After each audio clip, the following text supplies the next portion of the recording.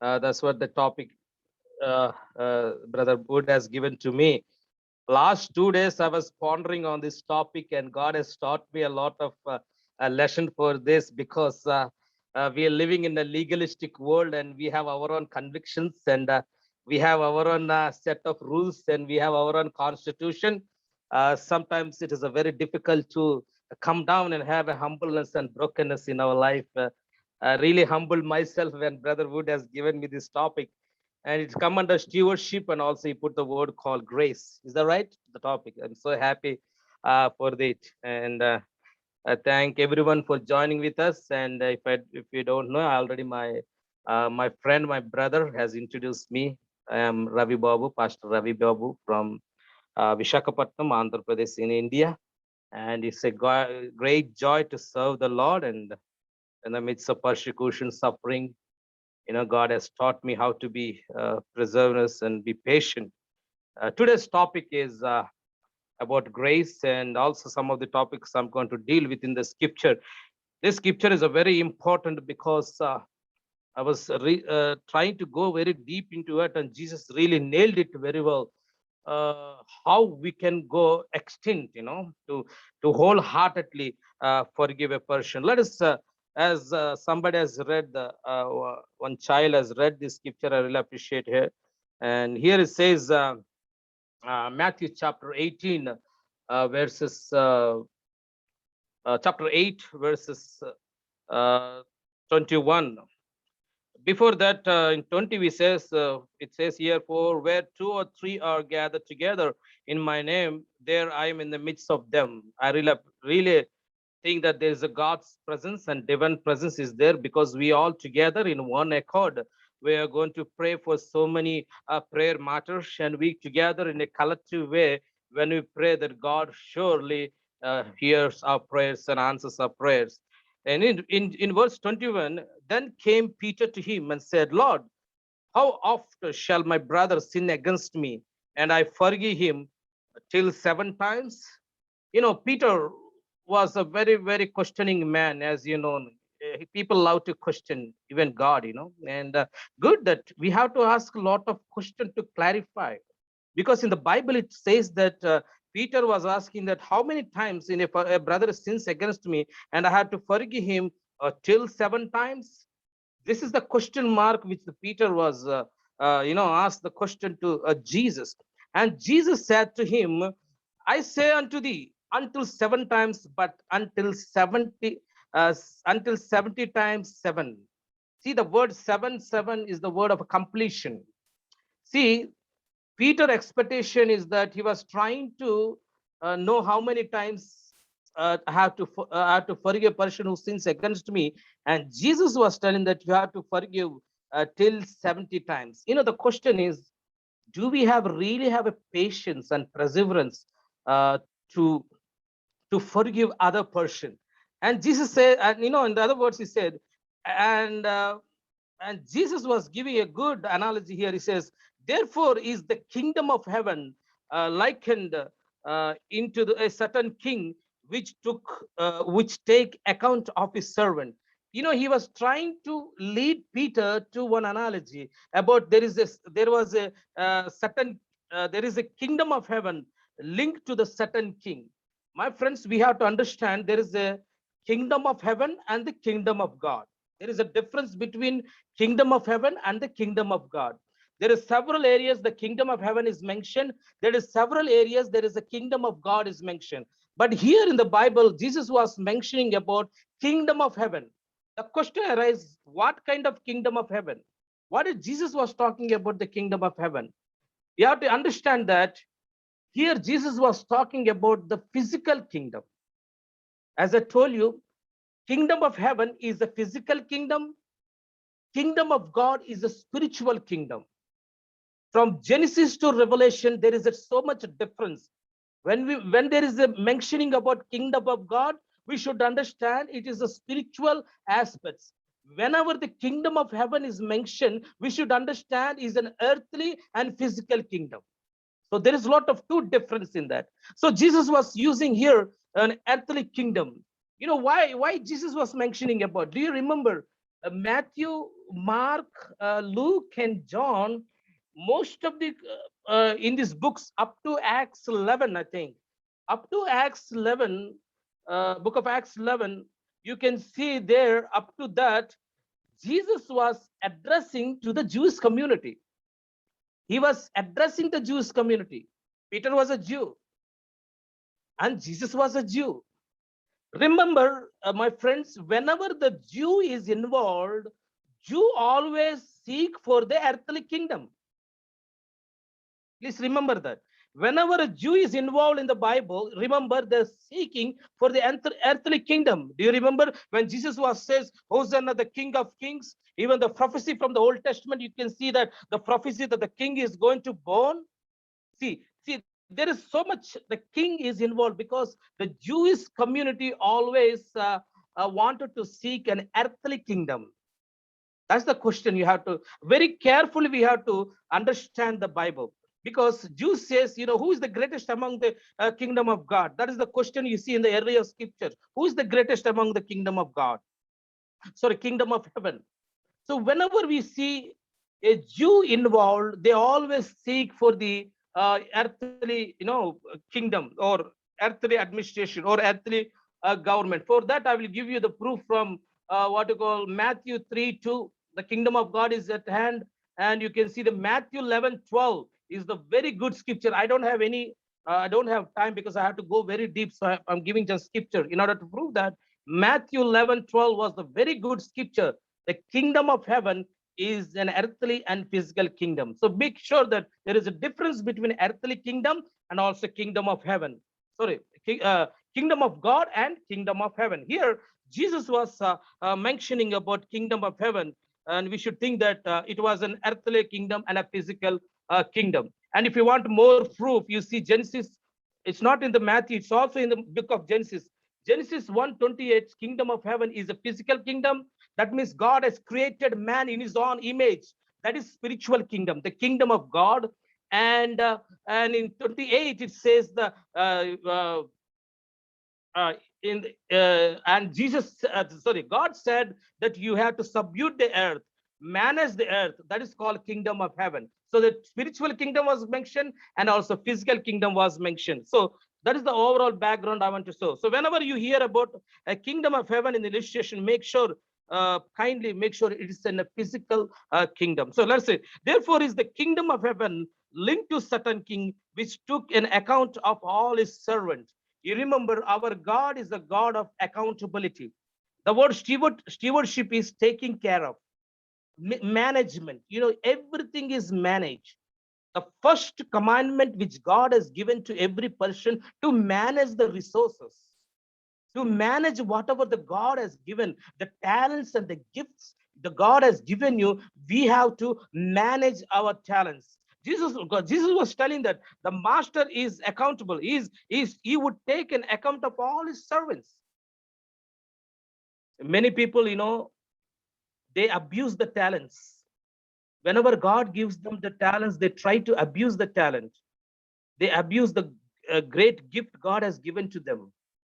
My friend, I want to encourage you, everyone, is that whenever God has given you some talents and the gifts, or whatever the God has given you resources, it is the responsibility as a Christian. We have to take care of and manage our resources. Most of the people think that it was an MBA, it is a master of business management. And also some people think that it's not our responsibility. I can spend a lot of money as lavishly as a Christian. Bible says we have to eat and enjoy and have a sophisticated life. And if we mismanage our resources, God says, you know what? I gave everything, whatever you ask, and you mismanage everything. So here it says that therefore the kingdom of heaven is like a certain king who would take an account of all his servants. Yes. I don't have a time. In the book of Revelation, there is a lot of saying is that the word called crowns, there is a word called rewards. It is all based on the talents and the gifts what God has given you on the earth, and the reward and the crowns you get in the end of the what you call in the judgment seat. So God is always an accountable God. That's the first point I want to make it. And also in 24 it says, when he had begun to reckon one was brought to him which owed him 10,000 talents and 25. But for as much he had not to pay, the Lord commanded him to be sold, and his wife and children, all that he had, and payment to be made. You know, that servant who got the 10,000 what you call talents, he's not able to utilize it, and he's not able to pay to God for it. And you know, and he commanded to be sold, and his wife and children, all that he had, and payment to be made. You know what we understand from here is that God gives spiritual talents. It may be one talent, it may be two talents, whatever God gives to you. It is our responsibility to be fruitful. Fruitful. Our talents to be fruitful.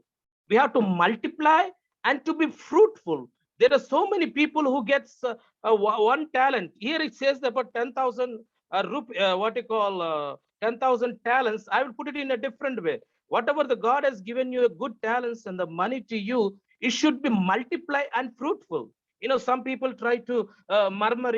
God has given me one talent, and other people has 10,000 talents, and what I have to do with the one talent? And it's God, Jesus was given us a lot of parables about talents. It's not how many talents are the gifts you have. We have to utilize whatever the gift God has given to you. Whether it is a one talent, whether it is a what you call, some people will try to murmur, I'm not a singer, I'm not a writer, I'm not like a great preacher like that, I'm not so and so and so on. My friend, whenever we compare ourselves with others, and whenever we try to what you call compare the status of others, and we try to blame God, Lord, you did not give me enough talents. You gave me one talent, and that person, that dear person, has so many talents, and we try to murmur with one talent. God always sees the faithfulness, the stewardship, the commitment which God has given towards the talent. That's what's the most important. It's not a matter of a talent. It's a matter how you are committed to that, how you are utilizing the talent. We live in a stereotype society. Everybody wanted to copy everyone. We are bombarded with a lot of information. Everybody wanted to have a different view of that. you know I heard there are so many psychology books were written who are trying to be who I am, trying to be somebody. You wanted to become a great fame, and you wanted to become a great person. We try to compare others, and we lose the very precious gift and the talent which God has given to us. My friend, I want to tell you is that if God has given you a little small gift and talent to us, let us be faithful. Let us be what you call faithful in little things. God sees a beautiness in the little things, my friend. And this servant even did not care. And the master came and said, the Lord commanded him to be sold, and his wife and children and all that he had, and payment to be made to the master. What happened? He's not able to pay. He's not faithful to his talent. What happened? Just imagine what happened. The servant therefore fell down and worshipped him, saying, Lord, have patience with me, and I will pay thee hell. Oh, sorry, I will pay thee all. The servant fell down before his master and worshipped him, saying, Lord, have patience with me, and I will pay thee all. And 27, the Lord of that servant was moved with compassion and loosed him and forgave him the debt. Oh, this is a wonderful God has done to him. The servant pleaded and fell down before him and worshiped him, says, Lord, have patience with me, and I will pay them all. The servant acknowledged his mistake, and he said, Lord, I'm going to pay everything. I'm going to pay everything to, and he said, have a patience towards me. The wonderful thing, the words I love is that, in 27, then the Lord of the servant was moved with compassion and loosed him and forgave him the debt. My friends, I want to tell you is that our God is the God who moved with compassion, with mercy, with love, with integrity. He humbled himself He became a human being. He came down and he moved with compassion with that servant. My friend, I want to encourage is that sometimes we are so much be under the bondage of legalism. You know, Christianity is full of legalism. I call it religious legalism. Our legalism will dominate over compassion, grace, and love and care. C.S. Lewis says that, one of the outstanding apologistic and a writer who says that the grace, love, compassion, mercy should dominate over religious legalism and extremism. We have to cut short of all our barriers. We have to look into the glass of Jesus Christ. We have to look into the eyes of Jesus with compassion, with mercy, with love. When Jesus saw this servant is not able to pay, yes, he was angry. He was angry and he made a decree for that servant to be sold. But the God in the other side has a lot of compassion towards him. When I read this scripture, I was so moved. You know, we should be very careful whenever we look at people who are under the bondage of debt, who are under the bondage of evil, who are under the bondage of, who are enslaved by all social evils, all kinds of evils in the society. We should move with compassion. Nobody, I think many people know that. What is the heart of Jesus? What is the heart of Jesus?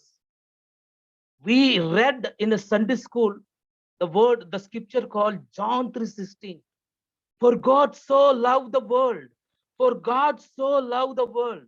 For God so loved the world. And every children will tell you, for God so loved the world. Before coming to this world, he loved the world. And he sent his own son, that whosoever believeth in him will have an eternity. So in this scripture, my friend, I want to encourage you is that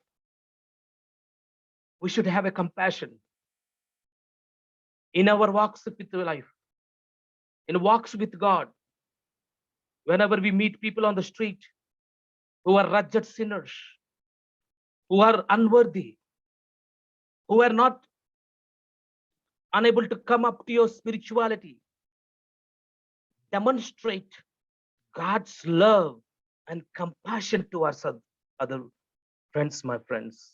Let not a heart filled with religious extremism, religious legalism, or supernatural that I cannot come down and have a compassion. You know, the great God, the Master, came down and show compassion on him. Since I don't have a time, I will show you what is compassion about. In Isaiah chapter 13, 30 verse 18, Ephesians chapter 4, 32, and Zechariah 7, 9 to 10, these three scriptures will talks about the compassion of God, the perseverance of God. I really love the compassion. Whenever we talk about the compassion, always Jesus was talking about so much illustration, like he left 99 sheep and went after one sheep. And God always, his heartbeat is always for the dying souls, one perishing soul. One perishing soul should be saved and come to the kingdom of God. The scripture literally says that he was moved with compassion. Not only he moved with compassion, in second, he loosed him. You know, in the same scripture, it says, not only he was compassionate, but also he was loosed. He was set free. That's what the word says, is that.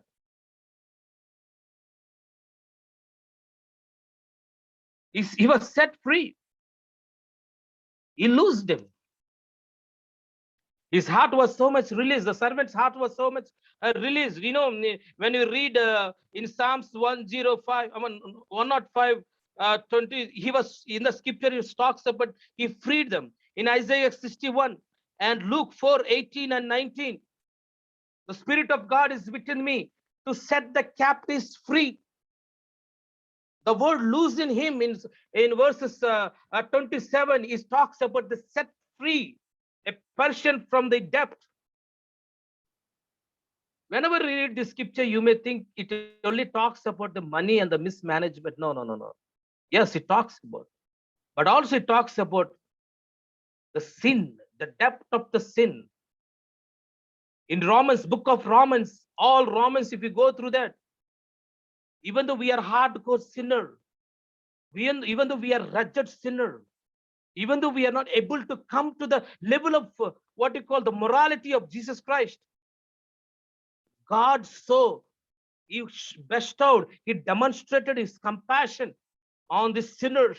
And whenever the sinner turned to him, he forgave him. He loosened him and he set him free. You know, one of the writer, whenever we set people free and forgive them, it's not only we are setting free, but we also set free ourselves. Whenever we forgive others, we are setting free for ourselves too. We are losing self. And God always sees our heart, that whether we are loosening ourselves through forgiveness and compassion and love. So he says that, so in the word, he loosened, first he has compassion on him, and also he loosed him. And the second one is that, in the third point is that he was trying to say in that scripture in verse 27, he forgive him the debt. I really love this word forgiveness. C.S. Lewis, one of the outstanding writer, again he tells in his Christian apologetic, is that whenever God says that I forgive you, you also should forgive others, mean that he's putting the prisoner and also judge in the same level, victim and the victimizer in the same level. Just remember, he's putting the same person in the same level, the victim and the victimizer, the prisoner and the prisoner. He wanted to make sure that we have to forgive others so that God can forgive others. See, why did God put the forgiveness here? One of the incident I really love is that when Jesus was on the cross, one thief was the other side, the other thief was the other side. He was in the middle. He was praying to the Father. Father, they don't know what they're doing. Please forgive them. What a wonderful prayer. He was compassion towards the prisoners and the Jews people who are down, who brutally tortured him. He wanted to make sure to forgive every person who tortured him, who tormented him, and put him on the cross. Jesus was the good example of forgiveness, my friend. Who are we? Did you ever ask in your life, come down, who are we? The great God who created all this world, a great God who created you and me in the image of God, a great God. When you go to the presence of God and ask the forgiveness, oh Lord, please have patience upon me. I have committed a lot of sins, knowingly, unknowingly, Lord. But you have merciless. With compassion, you forgive me, O Lord. So many times you have went to the presence of God and confessed your sins and asked forgiveness, God. And the Lord showed compassion towards you and forgiven you. And God says, you have and I have a responsibility to forgive this suffering world, to forgive the people who hurt you. Whenever I read the missionary stories, especially in India, the story of Graham Staines, missionaries in Africa, mostly in the 18th century, 19th century.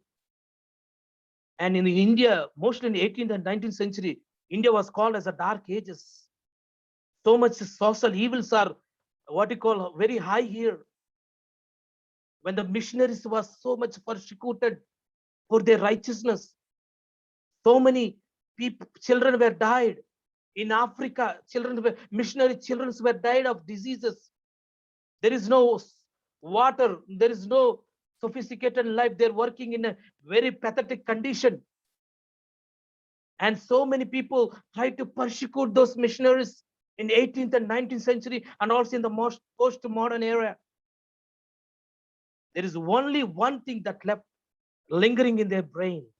They were so committed that as God has forgiven us, as God has forgiven our sins, we have to forgive our people who torture us, forgive who people who torment us, forgive who persecute us. That is was the Christian life, my brothers and sisters. In this story, we have to understand that whenever Jesus used a story and analogy, we should understand that there is an in-depth, pregnant, powerful meaning in it. Jesus had a word called forgiveness. If we have an unforgiveness spirit, we will be accountable to the God. One day the God will ask you at the judgment of seat, did you forgive your friend? A friend who has humiliated you, a friend who has deceived you, a friend who has trying to torment you. Did you forgive as I forgive you? Whenever we go to the heaven, when we go to the heaven, we should be like, no unforgiveness spirit in it. Since we don't have time, he says that if forgive him the debt. I put it as a sin inside also because God has forgiven us from the depth of the sin. He took us on the cross and forgive everything to us, my friend. And the story goes on, and verse 28, he says, but the same servant went out and found one of his fellow servants, which owed him 100 pence. He had laid his hands on him, took him by the throat, saying, pay me those. And his fellow servant fell down at his feet and bestowed, saying, have patience with me, and I will pay thee all. And he would not, but went and cast him to the prison till he should pay the debt. The forgiven servant did not forgive other fellow servant. You just imagine. See, the question is that whenever we saved, whenever we got salvation, whenever we saved by the forgiveness of God, we have little things in our heart that some sort of a pride and a humility. We're not able to, forgive other person. Like that, the servant was forgiven by God, but this servant could not follow his fellow servant. That is the scripture was talking about here. Why did God has used this? Yes, we get every forgiveness from God and compassion from God, and we are loosened and we liberated from God. But when a fellow servant who was in the same condition, when he was in the same position, we don't want to forgive him. What did the servant do? He put him in a prison there. That's what is mentioned here. Even though he was pleading, he was, he did not have a compassion on him. He doesn't have he did not have a loosen on him. He did not free him. Jesus was giving an answer to Peter like that. You know what? Everybody wanted to get forgiveness from me. Everybody wanted to get a grace from me. Everybody wanted to have a compassion on me. When the situation, when the circumstances comes, they don't want to forgive their fellow servants. This is the balanced view of forgiveness. Remember, whenever we forgive our fellow servants, God will forgive us. That is what the connection between we must and should follow. That's the reason Jesus was praying at the cross that, Lord, these people don't know what they're doing. Forgive them. Whenever the sinner comes to me, come to Jesus. Whenever the leprosy people come to Jesus, Jesus said, Sin no more. Your sins will be forgiven. Here, this man became very, very pious, very, very what you call, hardened in his heart. He could not demonstrate God's love and compassion towards the other servant. Here I understood there is two difference of compassion, my friend. Human compassion and God compassion. Human morality and God morality. Human virtue and God virtue. Human morality and compassion and forgiveness, because we are in a human nature, we try to get some gain and we try to put some limits for that because we wanted to get something. But Jesus said, we have to go beyond our human morality, beyond our human forgiveness, beyond human justice, and go to the God's justice and compassion and morality.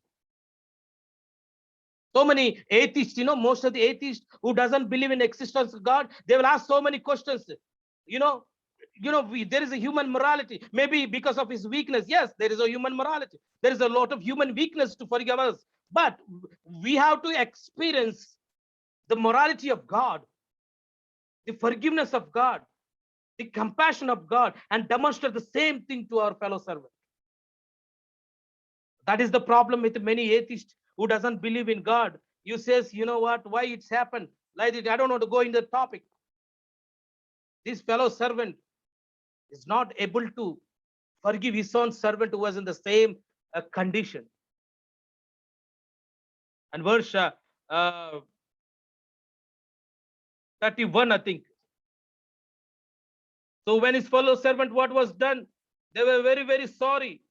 Came and told unto their Lord all that was done. Then his Lord after that he called him and said unto him, O thou wicked servant, I forgive thee all the debt, because thou deservest me. Should not thou also had a compassion on the fellow servant, even as I have a pity on thee. Jesus here he was talking here, as I forgive you, you can't forgive other person. I have a compassion towards you. You cannot even have a pity on the other person.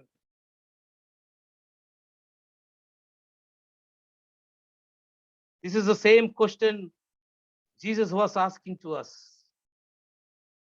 Are we going back behind all this? Whenever we have a strong heart, a rocky heart, instability heart, unable to forgive other person, we came to the conclusion, what, he has done a great damage to me. I don't want to forgive this person. He's indebted to me. I can't forgive person. You know what I want to tell you, my friends, is that it's not about talents here. It's not about all this. God always seeks forgiveness and compassion to other people. If you're not able to, we have bunch of PhDs walking around all over India, in United States and all. As you know, that liberalism is rampant a lot in United States and other countries. All this liberalism and all isms and all, they're trying to find out, whether it is abortion is right, or whether that and this and right, or this one is right, or homosexual is right, or that and right. They're trying to bring a human morality. At the end of the day, they don't have a compassion. They don't have a forgiveness. They don't have a forgiveness and compassion. They cannot look at the angle of God, how God sees them. I want to encourage you, my friend, is that we should have a forgiveness in our heart. I still remember Nelson Mandela, one of the reformer, a liberator of black people in South Africa. He was jailed in prison. He was in the prison for 25 years. Nelson Mandela was imprisoned for 25 years in South Africa for the liberation of black people, for the liberation of their own people from the bondage of imperialism, from the bondage of white people. He was imprisoned for 25 years in South Africa. After staying 25 years in the prison, he came out. And the journalist, there are so many journalists were there after he was released from the prison in South Africa. So many journalists were waiting for him to interview, because Nelson Mandela was in the jail for 25 years for liberating his own people. And Nelson Mandela came, and one of the journalists asked the one question which has really impressed me. You were very innocent and you did not do anything wrong. You have liberated the black people, your own people, from the bondage of these white people, the white supremacy and colonialism. You do not do anything. You just liberated people who are under the enslavement and the bondage. But they put you in a jail without having any compassion and mercy. And the journalist asked, do you take revenge on them? You came out. Now you're going to become a president of South Africa. All the people are waiting for you. Do you want to take a revenge? Do you want to still go to the hatred and intolerance? Do you want to take a revenge against the people who hate you, who tormented you in prison, who put you in a prison innocently? Are you going to take a revenge on them? You know what Nelson Mandela told? Only one word. He said that the greatest torture in my heart, in my mind, is that if I don't forgive my victimizer, if I don't forgive my oppressor, I'm not free. I'm not free. I will be imprisoned again with the same intolerance, with the same hate, with the same unforgiveness, in the same brutality. If I won't forgive my enemies, if I won't forgive my tormentors, if I won't forgive my torturers, I will be imprisoned more than 25 years. I'm not released. I'm still under the bondage of my four walls of my mind and the four walls of my heart. And he said, I forgive all those people. I'm free right now. I got the real freedom for forgiving the victimizers, for forgiving the oppressor. And the journalist was so much surprised is that they all clapped at him, because the true freedom comes in both sides. A person who forgive other person, a person who get the forgiveness. So two freedoms we get it from that. And you see that they don't have a compassion on fellow servant, even as I pity on thee. And 34, and his Lord was worth and deliver him to the tormentors till he should pay all the debt that was due to unto him. In 35 is the most important. I'll finish up with it. I don't want to take more time, because the leadership has given me few minutes. So here is verse 35. So likewise, remember that's the most important. So after finishing all this story, in 35 he says, so likewise shall my heavenly Father do also unto you, if you from your heart forgive not everyone's brothers their trespasses. God wanted to forgive our fellow brothers wholeheartedly. That's just the word Bible says, that we should forgive our fellow servants wholeheartedly. There is a difference between not forgiving heartily and wholeheartedly. It's a complete heart, full of heart. We should forgive other person. And the topic was given in the first time is also grace. For the grace, unfavorable condition, there is no condition. Unconditionally, God wanted to forgive you. Condition combines with the legalism, combines with extremism. It combines with the religious fundamentalism. It set the laws. God went beyond that. When Brother Wood has given me this topic of grace, we cannot explain how much grace is there in this illustration, in this parable which God has told. How much the grace doesn't have a condition. It is an unconditional love. It's a favor. As a human being, we are unworthy to come into his presence. But because of his amazing grace, he's forgiven us. We should be worthy of it. We should be praising and thanking God. Lord, when I'm a wretched sinner, you've forgiven me. You bestowed out grace upon me. You bestowed compassion upon me and have mercy upon me, O God. In the same time, likewise, give me the heart. Give me the wholehearted to forgive other person. You know, when I'm doing ministry in India, I was called by all kind of religious fundamentalist groups in India. Whenever I do gospel meeting and tract sharing and all, sometimes they will chew me up. Sometimes they beat me. Sometimes, you know, they tore my what you call PA systems and all. I look at them as Jesus looked at them and I pray for them. Lord, as you changed Paul, change them also. My friend who are here right now, I want to encourage you is that be a good steward.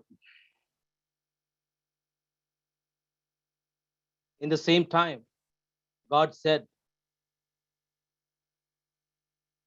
you may have a lot of riches, you may have a lot of wealth, you may have a lot of fame, we may have a lot of fortune, we may have everything God has given you.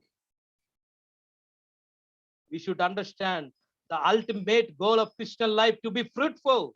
We should have love, compassion, grace, mercy, kindness, integrity, honesty. That's what God is seeking from us. Verse 35 says, so likewise shall my heavenly Father do also unto you, if you from your heart forgive not every one of his brothers and their trespasses. My friend, I want to tell you is that, I'll close it again. I want to tell you from my heart, I want to encourage you is that before you go to heaven, before you stand in the judgment of God, you should be accountable for everything. God says, my brother Ravi Babu, Pastor Ravi Babu, did you forgive that person? I may say, Lord, I gave baptism, I preached a lot, I gave tithe to you, Lord, I gave offering to you. God says, no. Did you forgive your friend? Did you forgive your fellow servants? Let not that question asked to us. Open our heart. Let us remove our legalism. Let our heart be like God. Look as God sees these fellow servants. Forgive them. Have compassion on them. Give them the chance. You know, G.K. Chattershan, one of the apologists, says, God is like a schoolmaster. I'll finish up with the statement. God is like a schoolmaster. The child brings the slate. You look at the slate, look at the child. My child, I know that you will commit mistake. Took the child's slate. He erased everything on the slate and he gave them the new slate to the child. He knew that the child will commit mistake. Again, he comes to the master. He takes the child. He took that slate. He erased them and said, my son, my daughter, I will give you one more chance. I'll forgive you. You're my child. You're my son. You're my daughter. Peter was asked the question, you want me to forgive seven times? Jesus said 77 times, 77 times. He took the slate. Look at this child. My son, I will forgive you. You are created in my image of God. I will give you a chance, man. I want you to know I love you. I want to know that You will forgive others and have compassion on them as I forgive like a child who come with a slate. He will erase all the sins. He will all erase all the mistakes and he will give him a clean slate to this child. My brothers and sisters, we do mistakes and we do a lot of mistakes. We are fleshly, we do mistakes. Let us look how Jesus looked at us and look how Jesus look at others too. That will give us the true forgiveness and compassion and love. Shall we pray? Shall we pray, please? Shall we pray? Yeah. Can I pray, please? Yes, Pastor. Yeah. Can you close our eyes and ask the minister of the Holy Spirit to minister to us and say, Lord, having an unforgiveness spirit and compassionate spirit. Lord Jesus, sometimes I'm not able to humble myself. I'm not able to humble myself and be broken in my heart. My friends, who we are, you may be a highly gifted or talented. Yes, God loves to be a good steward, but also He looks your compassion and forgiveness. My friend and my brothers and sisters, have a whole heart of compassion, forgiveness. Take away all the hatreds, intolerance, and legalism in our heart and say, Lord, forgive me. Lord, forgive me, Lord. Whenever I come into your presence, whenever I confess my sins in your presence, oh God, you forgive me. But my heart is not able to forgive my fellow servants, oh God. Give me the spirit, loosen me to lose other people. Give me the heart to forgive others people. Examine your heart, my friend, my brother, who you are. You are the children of God, who you are. I want to encourage you, don't hide your sin. Don't cover your sins. Don't try to say, I'm a righteous, a self-righteous. No, no one is righteous here. God look into your heart. God sees your heart. He will examine your heart. Father, we praise you. We thank you for this wonderful time which you have given to us, oh God, Father. Oh, what a blessing, oh God, Father, for giving me the scripture. You came down from heaven and forgive us. Have compassion on us. You left all the heaven and came to this earth to forgive us our sins, to clear our debts on the cross, oh God. Even though we are unworthy to come into your presence, you have made worthy by your Son, Jesus Christ, oh God. Who we are, Lord, we are wretched sinners. Sometimes we are so much addicted. Sometimes we are enslaved with proud. We are so much proud of ourselves, of our wealth, success, and fame, oh God. Help us to humble ourselves. Create us a new heart. Lord, make us to empty our heart vessels so that you can fill us with the Holy Spirit, God. Sometimes, oh Lord, Father, we are not able to forgive others, Lord. Sometimes we are not able to have compassion of others, Lord. Broken our heart, oh God. Cleanse our heart, oh God. Fill with your Holy Spirit. Bestow your grace and compassion towards us. As you're coming very soon, oh God, as we are in the end days, oh God, we need your guidance. We need your help, oh God, to love others, to have a compassion on others, and to forgive others, oh God. I'm praying for all the brothers and sisters who joined in this fellowship, that your showers of blessings will be upon them. I pray that you're going to bless them abundantly. Let your grace and mercy and compassion and forgiveness will be on them, oh God. Pray that you're going to do wonderful miracles with a clean heart. People who has a clean heart and forgive. That's in your son's name we pray. Amen.